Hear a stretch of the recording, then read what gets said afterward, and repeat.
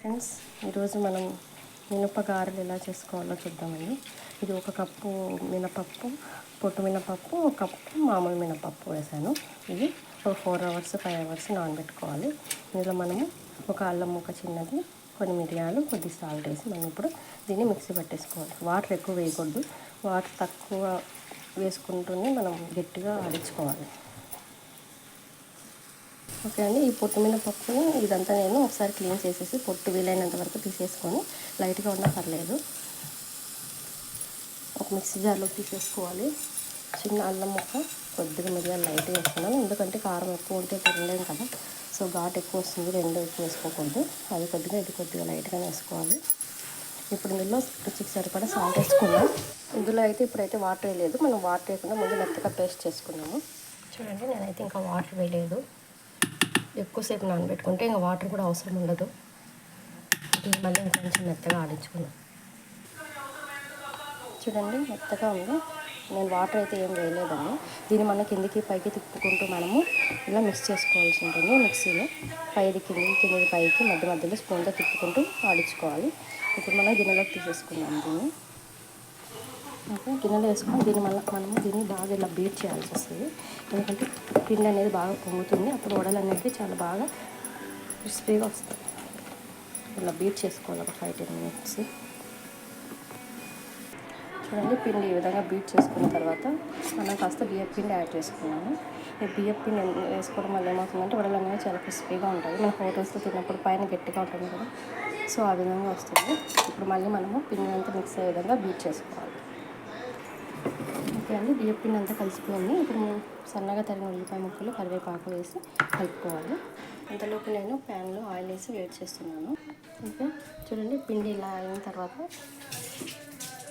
ఒక గిన్నెలో మనం వాటర్ తీసుకొని ఇలా మనం టీవీ వడగట్టుకునేది తీసుకోవాలి. దీన్ని ట్యాన్ చేసుకొని దీని బ్యాక్ సైడ్ మనం వడలు అనేవి వేసుకోవాలి. చేతి కొద్దిగా ట్యాన్ తీసుకోవాలి. ఇది ఈ విధంగా మనం దీనిలో వడలాగా చేసి ఆయిల్లో వేసేసుకోవాలి. ఈ విధంగా అన్నీ మనము ఆయిల్లో ఇలా వేసేసుకోవాలి.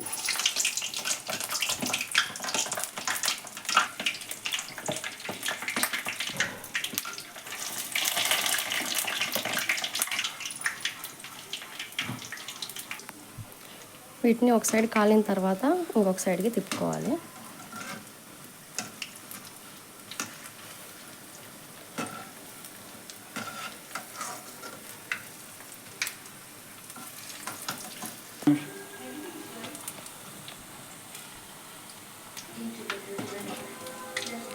టూ సైడ్స్ ఒకేలాగా కాల్చుకోవాలి. గోల్డెన్ బ్రౌన్ వచ్చే వరకు కాల్చుకోవాలి టూ సైడ్స్.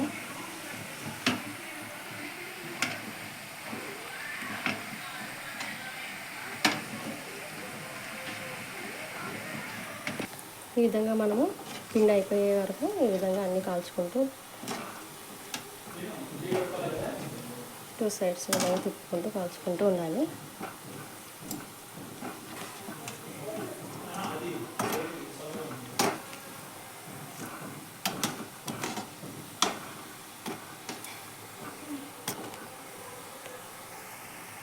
చూడండి, గోల్డ్ కలర్ వచ్చింది. ఈ విధంగా మనం అన్నీ కాల్చుకోవాలి.